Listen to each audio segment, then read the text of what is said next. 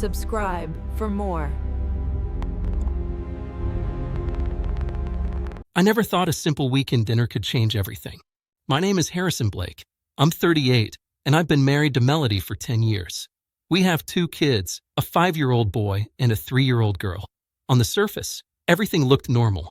We shared the usual laughter, the occasional movie nights, and family vacations that we posted about online. I thought we had a solid marriage, the kind people tell you to hold on to no matter what. Melody was charming, social, and had a knack for lighting up any room she walked into. I always admired that about her, how effortlessly she could connect with people. I, on the other hand, was the quieter type, focused on work, providing for the family, and keeping everything running smoothly. I believed that my efforts at home, making dinner, helping with homework, managing bills, were enough to keep the balance. But as I was about to learn, appearances are deceiving. It all started innocently enough. A coworker mentioned seeing Melody at a local cafe with Darren, her friend's husband. At first, I brushed it off, assuming it was nothing. They had been close friends for years, and it was normal to meet socially. But then came the late-night messages I accidentally saw on her phone.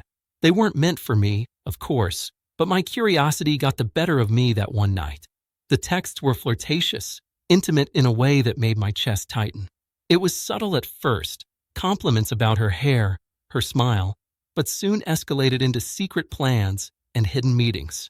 I tried to rationalize it, thinking maybe I was misreading things. But the gut feeling, the one you can't ignore, kept gnawing at me. A week later, I confronted Melody, asking if she had feelings for Darren or if something was happening. Her reaction was telling.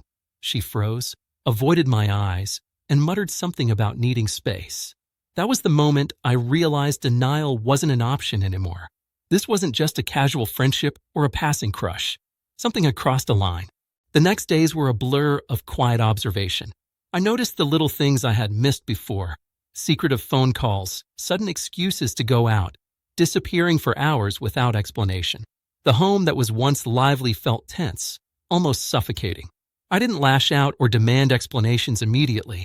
I wanted clarity, undeniable proof, and the truth presented without the cloud of accusations or emotion. Finally, I discovered undeniable evidence. Melody had been meeting Darren for months, the details meticulously hidden in messages, receipts, and photos she thought I'd never see. I felt a mix of rage, disbelief, and an odd sense of clarity.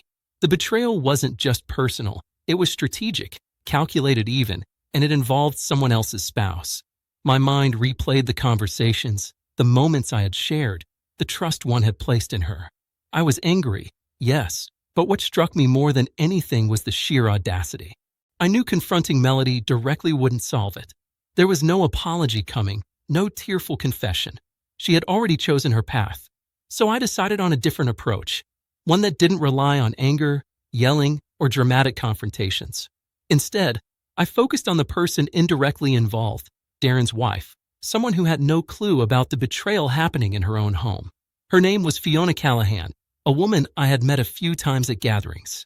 She seemed kind, devoted, and unaware of the storm brewing around her. I compiled everything, screenshots, messages, dates, times, and decided it was time for karma to play its quiet, inevitable role. I reached out to Fiona, calmly, without a hint of malice in my words. I didn't embellish or dramatize. I simply presented facts. The proof was there, undeniable. She read it in silence, her face changing from confusion to shock, and finally settling into the grim understanding of what had been happening under her own roof. I didn't tell Melody I had done this. I didn't need to. I simply stepped back, observed, and let the consequences unfold naturally. Over the next few days, the tension escalated. Fiona confronted Darren, who initially tried to deny everything. But the evidence was too clear, too precise, too cold to ignore. The denial fell apart quickly, and with it, the fragile illusion of control Darren had maintained.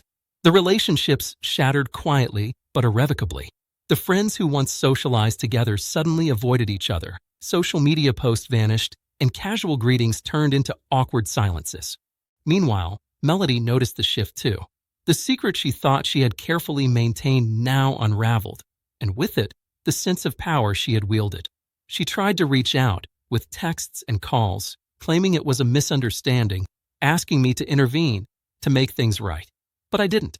I stayed calm, detached, unmoved by the emotional manipulations. My role was done. Karma was handling the rest.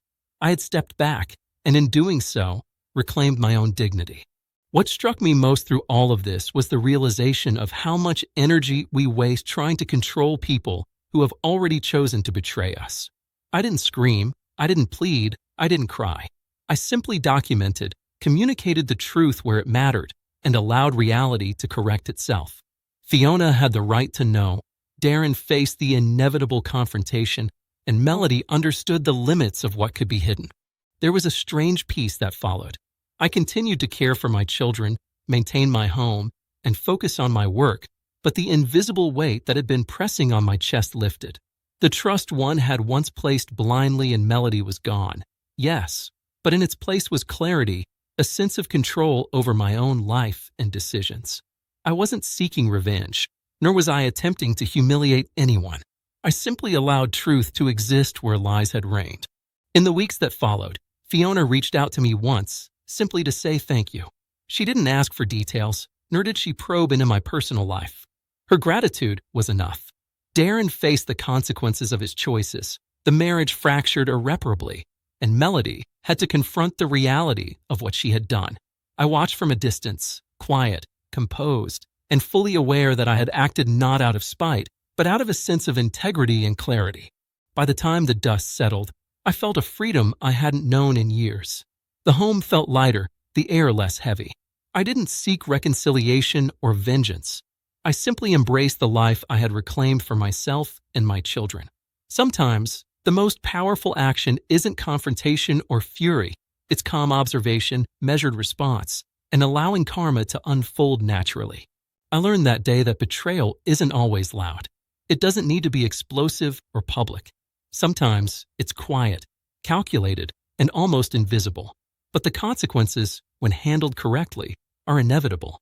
And most importantly, I realized that preserving one's dignity in the face of deceit isn't just about leaving.